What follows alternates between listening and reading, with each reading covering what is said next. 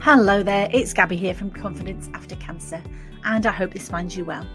This week's podcast is all about how you can keep your career after cancer treatment ends. And it's something that's very close to my heart, and it's something that I work with a lot of my clients about, is how can you go back to your job or your career after cancer treatment finishes? Is it possible to do that and work it as productively and as well as you did before the treatment started? And I've got 7 top tips for you today of how you can make that transition back to work for you. Okay. And I just want to start off with some statistics. You may know this already, but they've come from an organisation called Work After Cancer. And you probably know 1 in 2 of us will be diagnosed with cancer in our lifetimes. That's the sobering truth. The good news is that more of us will beat cancer than ever before, and survival rates have doubled since the 1970s. So treatment is getting better. We know that. I've got another statistic here. 47% of those working when diagnosed with cancer had to give up work or change role as a result of their cancer diagnosis. And cancer survivors are 1.4 more times likely to be unemployed. And that's quite sobering, isn't it? And it may be, for some people, it's a positive thing that they change after cancer treatment. It may be they decide the career they had before is not serving them anymore. They want to maybe have a bit more balance in their life. And that's great if that's a positive choice that you're making. What I don't really want to happen to you, if you're listening to this, is that you feel forced into making that decision because everything just seems too much. And I know for me, I struggled with this for quite a long time after my treatment finished. And I did a lot of reflecting on my lifestyle and the way that I was living. And I really believe that the stress was a major contributing factor to me getting sick. And I didn't want to go there again. But did that mean that I have to give up my career? And I don't believe it does. And again, we're all on our own personal journey and there's no judgment here. What I'm here to say is I'm here to support you, and I've got a lot of information that may help you if you are struggling with returning to work after cancer or wondering whether you really can continue in your career, maybe the career that is stressful, maybe the career that is long hours. What can you do about that? And it's stating the obvious, but if you're a cancer survivor, you know that the cancer isn't over when the treatment is over. Life goes on. But it is an opportunity for us to reflect and think about what is working in our life and what isn't working in our lives, and what changes do we want to make. And I really believe you've got a choice as a cancer survivor. You have a choice of what mindset you have. Do you want to be a survivor who is scared of everything, scared of the cancer coming back, scared of what food to eat, scared of what things to do in life in case they make you sick? Are you scared of feeling out of control? Because once you get that cancer diagnosis, for a while, there is a feeling of being out of control. The doctors, the medics, they're taking over your life. They're telling you what treatment you need to have. You can't control that you've got cancer. And that is a scary thing to live with. And that's fine for a short period of time, but you don't want to live the rest of your life in fear. Well, I certainly didn't. I really wanted to employ the mindset of a thriver. And so for me, a thriver has got a very different mindset, very open-minded to think, okay, I'm not going to beat myself up about choices that I've made in the past that maybe weren't serving me very well. I'm just going to determine that I'm going to make better choices in the future. Can't change the past, can we? We can only change the present and plan for the future. Now, I am in the UK, I'm in Manchester in England, and I know a lot about the legal requirements in the UK. So I'm going to talk to that and know that not everybody listening to this podcast might be in the UK. But in the UK, we are covered by the Equality Act of 2010. And that says, it's a very lengthy piece of legislation, but the gist of it is really that the minute you get a cancer diagnosis, you are covered by the Equality Act for the rest of your life. And part of that, as it relates to employment, is you are perfectly entitled to ask for reasonable adjustments to your working patterns. If you choose to return to your job, you are allowed to ask for help, and your employer is legally obliged to help you, to make allowances, to make adjustments, reasonable adjustments. And so the 7 top tips that I want to talk to you about are how do you manage that? Particularly as I was always somebody who took pride in the fact that I was quite independent. I didn't really want to ask for help. I didn't want to be seen as being weak. I didn't want to be seen as being ill. I wanted to be seen as a valuable member of my company. And I still am. And I can tell you my top tips for that.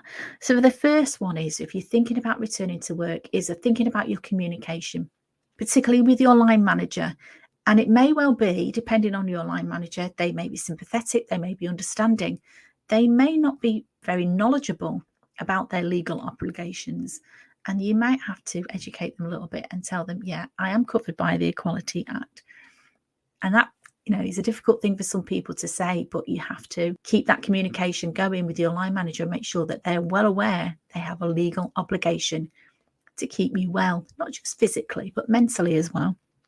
So the second top tip I've got for you is you may have to educate your line manager, and you can research the Equality Act. You can reach out to me. I can give you more information all about that. But basically, the simple fact is your line manager has to talk to you, work with you, make sure that your return to work is safe and comfortable for you. Okay. And so my third top tip is have a realistic return to work plan. Do not expect after your treatment is finished that you're going to bounce back full of energy to be the person that you were before. It takes time. Okay. So just ease yourself into work legally. You're allowed to have a phased return, and that takes as long as it takes. Do not put yourself under pressure. And so my fourth top tip is to start off by undercommitting. And that might be quite difficult if you are anything like me, used to being an overachiever, used to, doing the impossible, used to delivering hard tasks, hard deadlines. That was difficult for me, but I've learned now sometimes it's okay to step back.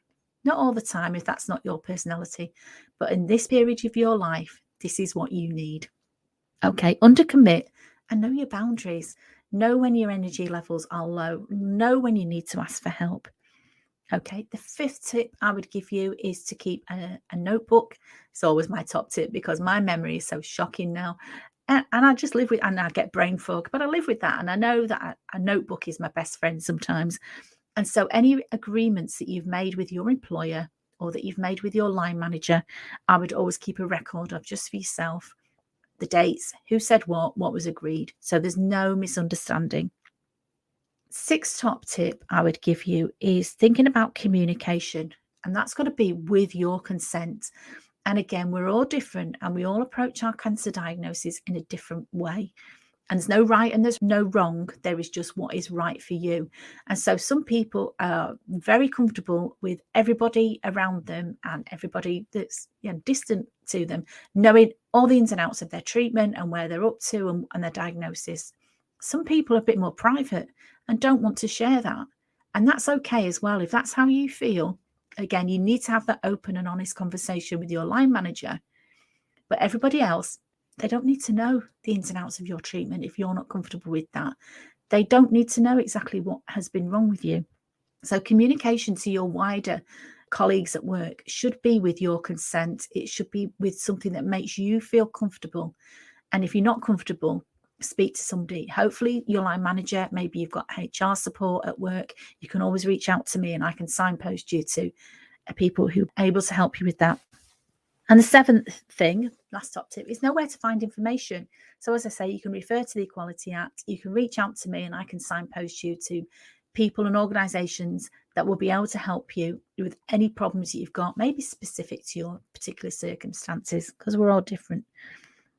So those are my top tips for returning to work. And work at its best can be rewarding, not just financially, but emotionally as well, and spiritually, and it can be part of what makes us tick. It's for a lot of people, it's a vital part of our lives, and maybe something that you don't feel ready to walk away from yet. Those statistics saying about people stepping down from their career.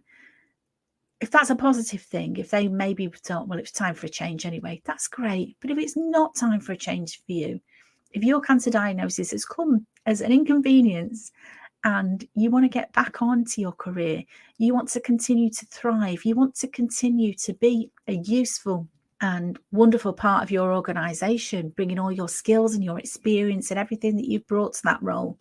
If you don't want that to stop, you don't have to. You can make adjustments. So I hope that gives you some hope. As always, I'm here for you. And I'd ask you the question, are you ready to change? Because as I said, this is all about mindset. You can have the mindset of, I'm a cancer patient, I'm a cancer survivor, and my life is pretty limited. Or you can choose to have the mindset of a thriver and think, okay, my cancer stopped me in my tracks a little bit. I wasn't expecting that. But now it's given me opportunity to make some improvements to my life, to choose the bits of my life that I love and the bits of my life that are working for me and make them bigger and better, and for them to serve me better than they have before, and for me to carry on enjoying a happy and healthy life as best I can. But none of us know how long we've got left. So my question to you is, are you ready to make a change? And if you are, you know that I'm here for you. I'd love to jump on a call with you if you'd like my help on a one-to-one basis. This is what I do. I've been through this myself, and I've helped so many people now enjoy their return to work, enjoy their happy and healthy life. And as always, I'm here for you. Reach out to me, ping me a message. Love to hear from you. Thanks for listening to my podcast. It means the absolute world to me. Have a wonderful week. I shall speak to you very shortly. As always, stay safe, stay sane. Bye-bye, my love.